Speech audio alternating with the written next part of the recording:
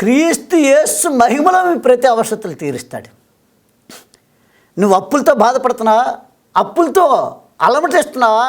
ఎంత కష్టపడినా ఈ డబ్బు అప్పు చేసిన కట్ట అప్పులు ఆ వడ్డీలు కట్టలేక నా పరిస్థితి ఇలాగైపోయింది అంటే నీ దుఃఖపడుతున్నావా? ఎన్నో డాక్టర్లు చూపించినా ఈ జబ్బు పోవట్లేదని బాధపడుతున్నావా?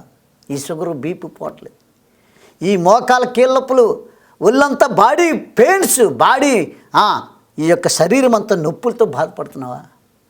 ఎన్నో సంవత్సరాల నుండి కన్నీరు మున్నీరు ఏడుస్తున్నా, పెళ్ళే సంవత్సరాలు గడుస్తున్నా గర్భఫలం లేక వేదన చెందుతున్నావా? నీ కన్నబిడ్డలకి సరైన వివాహాలు చేయలేక, డబ్బు లేక వివాహం చేయలేక వేదన చెందుతున్నావా?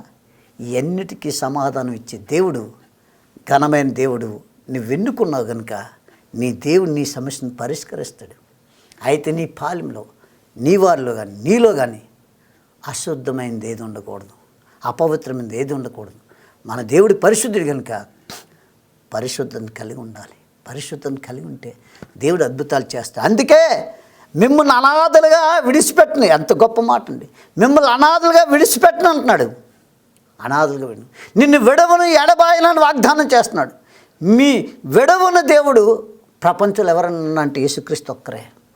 నీ దేవుడు విడవని దేవుడు, విడవని దేవుడు, విడవని దేవుడు.